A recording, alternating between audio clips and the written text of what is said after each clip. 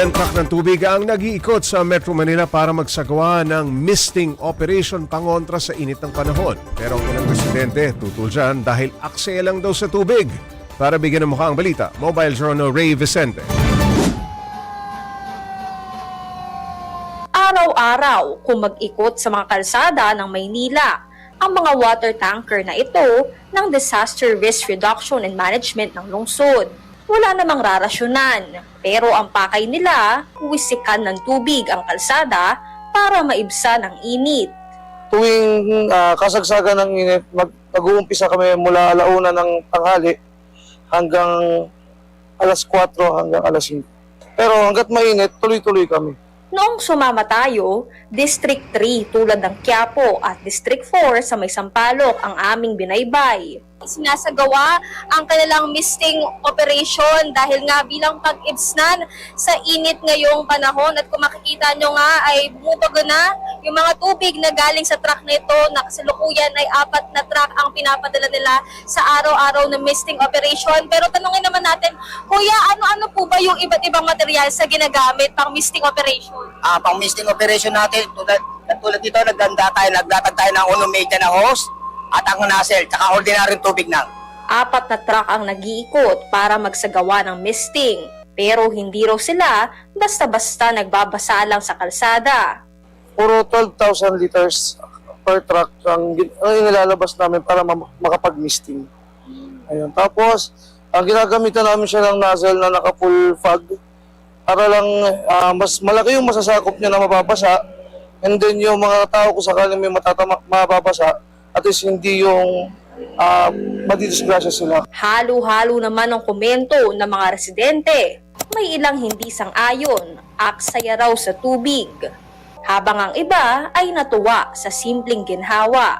So yung singaw po ng init is nawawala kahit paano. Para po sa mga mamamayan tulad ng mga motorista natin, kahit na sa simpleng paraan lang po na ganun, or sa simpleng effort po na ginagawa nila, malaking tulong yun. Lalo na sa mga residente rito, like yung mga nagtitinda ditong vendors, malaking tulong din sa kanila yun para po hindi sila maapektuhan ng heat stroke. Iba-iba man ang paraan para maghinawaan ngayong summer, huwag pa rin kakalimutan na uminom ng tubig at magpahinga kung kinakailangan. Mga kapatid, Mobile Journalist Ray Vicente po, hatid ang mukha ng balita. Pag-usapan pa natin ang misting operations sa Maynila kasama si Mobile Journal Ray Vicente. Okay Ray, sumama ka dun sa misting. Nakita ko nga nasa ibabaw Yes, ka ng Pops. truck ng bumbero. Talaga bang nakatulong para humupa yung init?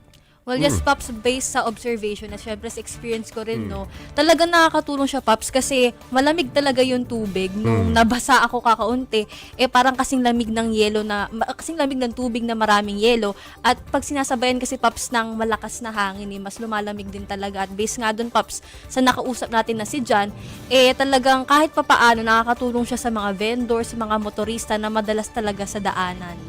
Meron ba nagrereklamo na nabasa sila nang dumaan itong truck?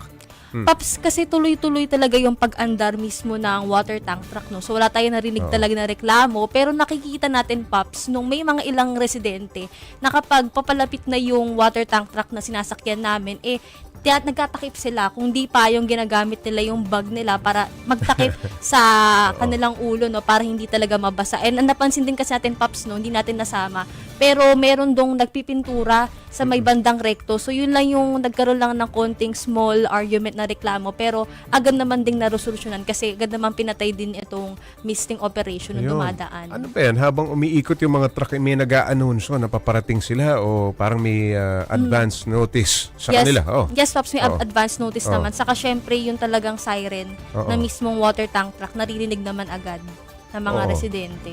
Pero hindi nila alam na rumiresponde lang sa sunog ito. Yun din, Pops, ang mahirap kasi Oo. baka akala nila may sunog pa. Akala na may sunog. Okay, 12,000 liters ang dami nun. Ray, kada truck, ano? Yes, Ito ba, Pops. sapat ba yan o nauubos daw ba yan kada araw? Pops, actually, bawal daw talaga ubusin yung laman mismo Oo. ng water Oo. tank truck kasi ang sabi nitong nakausap natin na supervisor operations ng MDRMC, talagang bawal daw.